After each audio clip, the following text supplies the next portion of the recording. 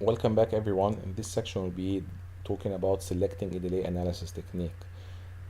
In the various sections previously, we've seen a case study, we've seen how it's applied, we've seen many terms and conditions, we've seen how to deal with them. Now, we need to talk about how to select the best methods in reality, because not every method is suitable for the case in hands. So there are several um, considerations. First, the first one and the most important one is the contractual requirement. Does the contract state a certain method to be used or not? The contract can say use time impact analysis, use Windows analysis, use collapse as built. It's not common that it will be mentioned, and sometimes there is a mix between the terminology of delay analysis and time impact analysis. Sometimes is used as a word to describe delay analysis in general. This can be clarified and agreed with the client, and it's always better to agree with a client with a delay analysis method before submitting claims, because it will avoid doing reworks. Second one is the purpose of the analysis. What do you want to show? Some of them, if you want to show the client delays only, you can use impacted as planned, because it will give results that will show more of the client's delays, and will hide your delays what doesn't take your progress on site. Maybe you will need to show your actual progress and mitigation, so you use a method like Windows analysis or impact as built versus as plans. Also, the source data availability and reliability. Do you have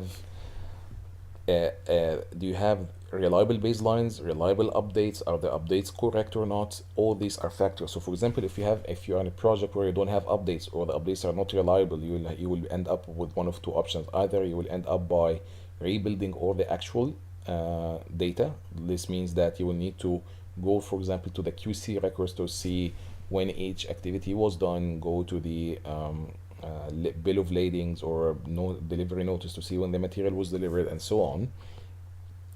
Or you will um, or you will have to use, for example, a case like sorry, a method like impacted as plans.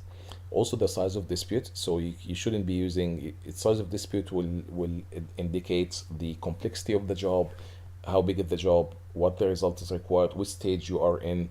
All these will dictate which method to use. So if you want a quick results, you can use the impacted as planned. You could use the as built versus as planned.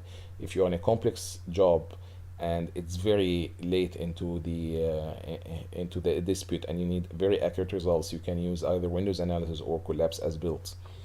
The complexity of the disputes is the same concept for the size will apply to it. The budget that you have, this is very important, since usually you get a claims consultant to do this for you. So what's the budget that you want to spend on that? So as you've seen that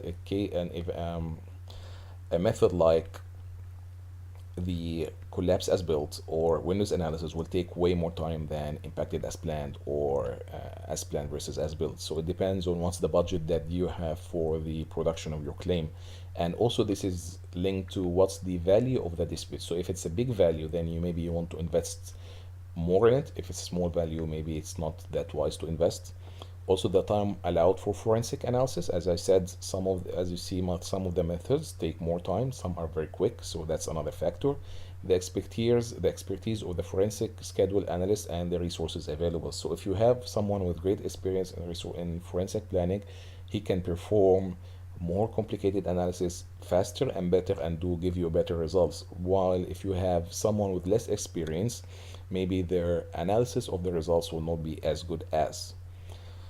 Then also you have the forum for resolution and audience. When you are dealing with a negotiations phase or of the dispute, or you are dealing just with face-to-face meetings with the client, it will be different than one arbitration, be different than litigation. Each one of them you will dictate a different method. Probably, probably the more you get deeper into the dispute, the more complex method that you will select.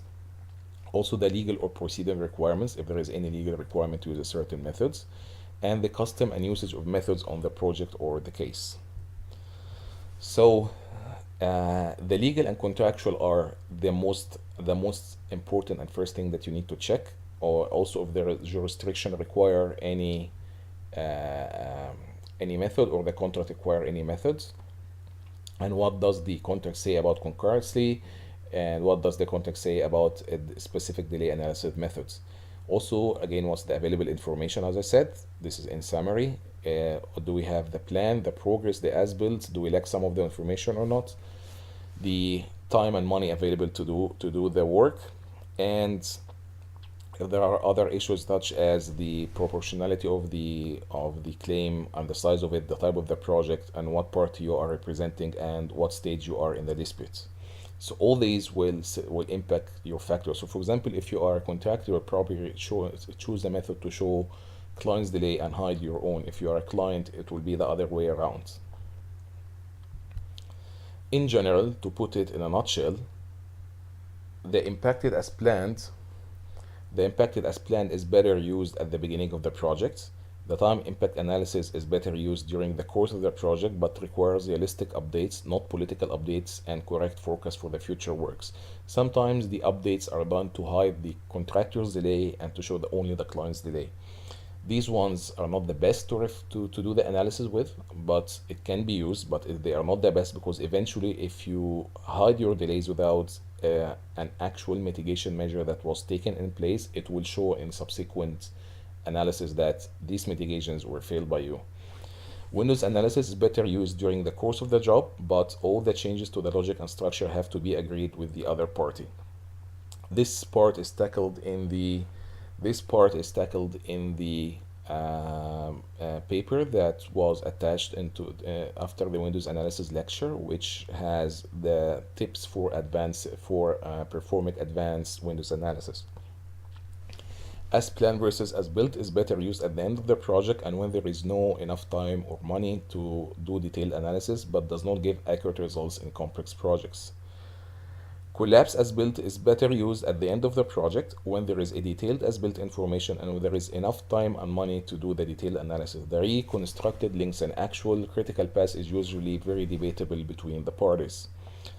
So this slide will tell you, as has just told you, which one to use in which case. This is of course putting in consideration the previous considerations such as the legal, the time that you have, the cost that you have, the legal requirements and contractual requirements.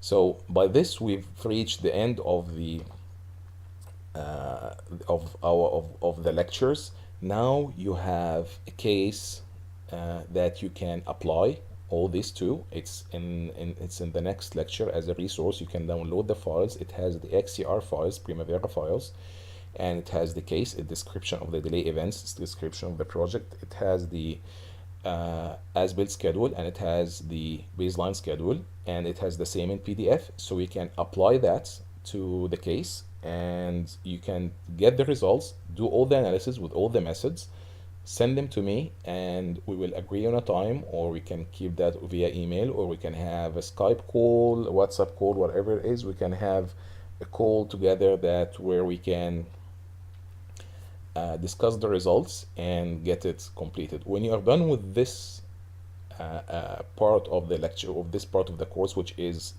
doing the practical case, and we agree to it, then you will be entitled to a completion certificate of the course. The completion certificate will be given to you digitally.